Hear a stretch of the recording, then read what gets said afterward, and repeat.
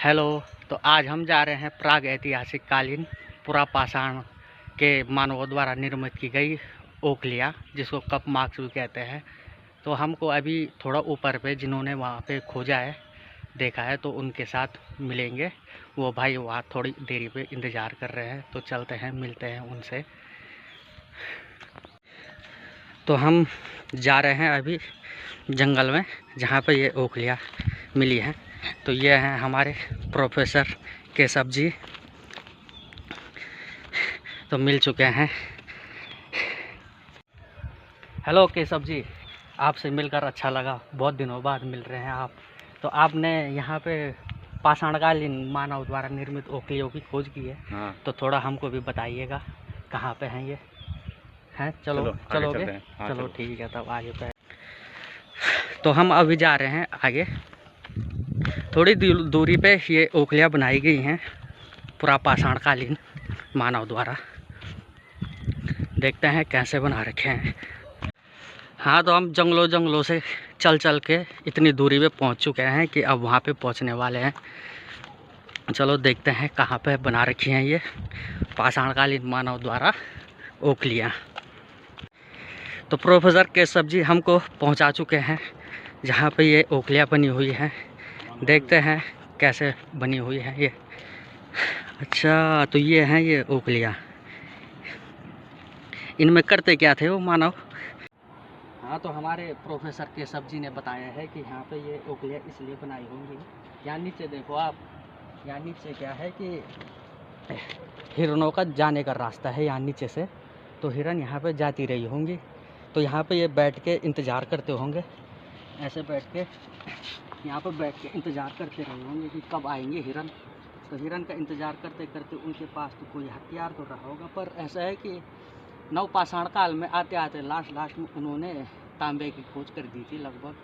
तो मतलब उनके पास थोड़ा धातु की जानकारी हो चुकी थी, तो उन्होंने उसी धातु से किया होगा, इनमें ये ओखलियाँ बनाई होंगी। तो तब ऐसे करके उन्होंने यहाँ पे इंतज़ार किया होगा। तो उनके पास तो वैसे हथियार तो थे नहीं, पर वो करते क्या थे कि पत्थरों से निर्मित हथियारों का प्रयोग करके शिकार करते थे। तो यहाँ पे जब तक उनको दिखाई नहीं दिया होगा, तो हिरन उन्होंने अपना शिकार, तो वो यहाँ पे बैठ के आराम से वो करते टाइम पास करते रहे होंगे अपना। तो ऐसा कह रहे हैं हमारे प्रोफेसर केशव जी। इससे भी बड़ी ओखलियों का निर्माण किया गया है। जैसे पश्चिमी रामगंगा के किनारे बहुत और कप मार्क्स की खोज की थी हमारे इतिहासकारों ने, वैसे ही कुछ चमोली में भी मिले हैं, गोपेश्वर में भी मिले हैं और बागेश्वर में भी मिले हैं। तो ऐसा है कि ये लगभग पूरे ही उत्तराखंड में मिले हुए हैं, क्योंकि वो पाषाणकालीन मानव थे जो वो पूरे ही उत्तराखंड में घूमते रहते थे, मतलब कि हर जगह रहते थे। तो वो क्या हुआ कि शिकार की खोज में पहले तो वो बर्बर अवस्था में थे, तो वो इकट्ठा नहीं रहते थे, वो अलग अलग चलते रहते थे। तो क्या हुआ कि उन्होंने एक दूसरों को पहले तो मारने, क्योंकि उनको संसाधनों की जानकारी हो चुकी थी थोड़ा नवपाषाण काल में आके। तो उन्होंने क्या किया कि अपनी दोस्ती बनाने, अपने समूह बनाने स्टार्ट कर दिए। तब उन्होंने गांव बनाना स्टार्ट कर दिया। देख रहे हो आप यहाँ पे, ये देखो पूरा दिखाओ एक बार। ये इतने ओखलियाँ बना रखी हैं, 1 2 3 4 5 6 7 8 9 10 11 12 13 14 15 ओखलियाँ बना रखी हैं टोटल।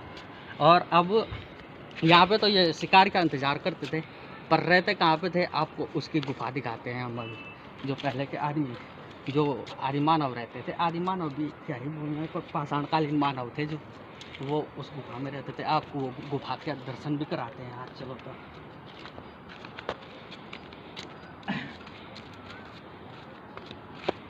अब गुफा की ओर चलते हैं, देखते हैं कितना बड़ा है। पर वहाँ पे सुनने में आया है कि बाघ भी रहते हैं, तो डर यही लग रहा है कि कहीं बाघ ना निकल जाए अंदर से। चलो तो चलते हैं।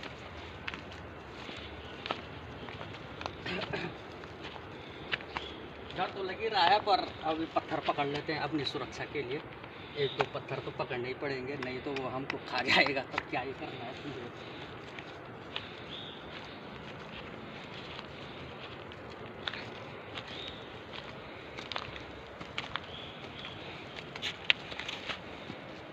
चलते चलते हम पहुंच चुके हैं अभी गुफा की ओर।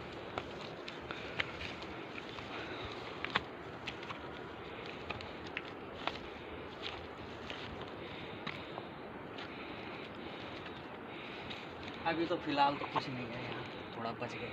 अब देखो आप यहाँ पे शैलाश्रय है ये। ऐसे ही शैलाश्रय में रह करते थे पाषाणकालीन मानव गुफाओं में, जिसको मिलियन थल मानव भी कहा जाता है। साइंटिफिक नाम उसका मिलियन थल मानव है। वो रहते हैं यहाँ पे। आओ थोड़ा अंदर जाके देखते हैं। हाँ तो आप देख रहे हो, यहाँ देखो आप कैसी गुफा है। यहाँ पे ऐसे बैठे रहे होंगे वो यहाँ पे रात में, ऐसे ही यहीं पे सोते रहे होंगे रात को। ये ऊपर देखो, बारिश से बचने के लिए पूरी व्यवस्था है यहाँ पे इस गुफा के अंदर। और यहाँ अंदर भी है थोड़ा गुफा पर, वहाँ तो जाना तो मुश्किल है, पर आपको हम इतना ही बता सकते हैं कि ये है पूरा पाषाणकालीन मानव के शैलाश्रय। यहीं पे रहते थे वो रात को, फिर दिन में अपना शिकार करने के लिए चले जाते हैं इधर उधर। तो चलते हैं अब आगे, देखते हैं उनके दूसरे। ये देखो यहाँ पे तो बाघ भी रहता है। यहाँ पे ये देखो पत्थर पे घिस रखा है उन्होंने, नहीं तो यहाँ पे जैसे मिट्टी है वैसी मिट्टी यहाँ पे नहीं है। यहाँ पे थोड़ा हल्का हल्का घिस रखा है। तो रात को यहाँ पे तो बाघ भी रहते हैं, तो इससे बच के थोड़ा बच गए अभी, नहीं तो बारिश के दिन तो और भी ज़्यादा यहीं रहते हैं वो बाघ बूघ। तो चलो अब चलते हैं। यहाँ ऊपर भी देख सकते हो और भी हैं यहाँ पे गुफाएं, यहाँ ऊपर भी है ये शैलाश्रय, और यहाँ भी रहते हैं वो, रही होंगे रात को। तो अब चलते हैं। यहाँ नीचे देखो आप, रास्ते पे हमको विलुप्त प्रजाति मिल चुकी है, इसका नाम है ड्रैगन। साथ बकरी भी ज्वाइन हो चुकी है। अब इन्हीं का शिकार करने के लिए पहले पाषाणकालीन मानवों ने इतनी मेहनत की, आज ये हमारी पालतू बन चुकी है। और यहाँ पे देखो चलते चलते बहुत ही दूर पहुँच चुके हैं हम। यहाँ पे हिमालय भी दिखाई दे रहा है, चौखंबा पर्वत। तो अब चलते हैं थोड़ा आगे की ओर। तो अब केशव जी और मैं आगे आगे चल रहे हैं। तो केशव जी बताइए थोड़ा। हाँ। वहाँ आगे पे वो ओखली, हाँ वहाँ जाएंगे हम अब। चलो ठीक है, तब चलते हैं। थोड़ी दूरी पे है ना, हाँ, ज़्यादा दूर तो नहीं है ना। नहीं। चलो तब देखते हैं तब कितनी बड़ी। केशव जी बोल रहे हैं कि वो बहुत ही बड़ी ओखली है। अब पता नहीं किस काम आई होगी वो। छोटी छोटी तो चलो टाइम पास के लिए किया होगा उन्होंने, पर बड़ी किस काम आई होंगी वही देखने चाहते हैं अब हम। तो आगे चलते चलते हमको औषधीय पौधा मिल चुका है। कहते हैं कि इसकी जड़ों से सारी गर्मी गुर्मी ठीक हो जाती है, पेट के लिए बहुत ही लाभदायक होता है ये पेड़, और पीलिया के लिए भी लगभग ठीक ही होता है इसकी जड़ें। तो केशव जी हमको चट्टानों के रास्ते ले जा रहे हैं आगे, चलते हैं देखते हैं कितनी दूरी पे है। अब कह तो रहे हैं अब नज़दीकी है, तब देखते हैं। तो हम पहुंच चुके हैं थोड़ा आगे। तो यहाँ पे अभी सनराइज़ हुआ है थोड़ी देर पहले, और देखो कितनी प्यारी लोकेशन है यहाँ पे, देख सकते हैं। केशव जी भी खड़े हो रखे हैं। थोड़ा चलते हैं यहाँ से, देखते हैं यहाँ का नज़ारा कैसा है। तो देखो यहाँ कितनी सारी झाड़ियाँ हैं, सभी औषधीय गुणों से भरपूर है, पर हमको पता नहीं है ना कि कौन सी झाड़ी किस काम आती है। ये देखो आप, यहाँ पे बकरियाँ अपना काम कर रही है, भोजन। और यहाँ आगे पे देख रहे हो आप, पुरातन आदमियों द्वारा बनाई गई थोड़ा झोपड़ियाँ हैं ये मकान, क्योंकि वो उसके बाद थोड़ा विकसित हुए होंगे तो उन्होंने यहाँ पे थोड़ा बना दिया अपने लिए रहने लायक घर। तो वहीं पे जाके देखते हैं कैसा बना है। तो ये है बनाया हुआ आदिम ज़माने का मकान, खंडर हो चुके हैं, पता नहीं कौन रहता होगा इस पे। अब हम अपनी लोकेशन पे पहुंचने वाले हैं, देखते हैं कैसे बना रखा है पुरातन आदिमियों के द्वारा ओखली।